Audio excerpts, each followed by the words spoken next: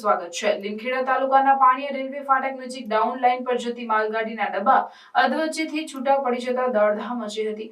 માલગાડીમાં સવાર રેલવેના કર્મચારીઓએ ડબ્બાને ફરી જોડતા માલગાડી ફરીથી રવાના થઈ હતી। દાહોદ જિલ્લાના લીમખેડા તાલુકાના પાણીયા ખાતે આવેલ રેલવે ફાટક નંબર LC 32 નજીક ડાઉન લાઇન પર બપોરના 12:35 અરસામાં કોલસા ભરેલી માલગાડી પસાર થઈ રહી હતી। તે સમય દરમિયાન માલગાડીને જોઈને કરતા કપલરમાંથી માલગાડી અધવચ્ચેથી છૂટી પડી ગઈ હતી।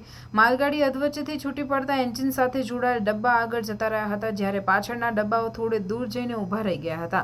પાછળના ડબ્બાઓ ઊભા રહેતા માલગાડીની પાછળ ફરજ બતાવતા ગાર્ડ દ્વારા તાત્કાલિક વોકી ટોકીથી ટ્રેનના એન્જિનના પાયલોટને જાણ કરતા પાયલોટ દ્વારા તાત્કાલિક માલગાડી ટ્રેન રોકી દેવામાં આવી હતી। સમગ્ર ઘટનાની જાણ રેલવે માલગાડીમાં ફરજ બજાવતા કર્મચારીઓએ ઉચ્ચ અધિકારીઓને જાણ કરી હતી અને ત્યારબાદ ટ્રેનના ડબ્બાઓ સાથે આગળ જતી રહેલ માલગાડીને રિવર્સમાં પાછળ લાવવામાં આવી હતી અને ફરીથી માલગાડીના ડબ્બાઓને એકબીજા સાથે જોડવાની કામગીરી રેલવે માલગાડીના પાયલોટ અને ગાર્ડ દ્વારા હાથ ધરવામાં આવી હતી। ભારે જહેમત બાદ માલગાડીના ડબ્બાઓ એકબીજા સાથે કપલરની મદદથી જોડવામાં આવ્યા હતા। માલગાડીના ડબ્બા બરાબર જોઈન્ટ થયાની ચકાસણી કર્યા બાદ માલગાડીને ફરીથી આગળ લઈ જવામાં આવી હતી।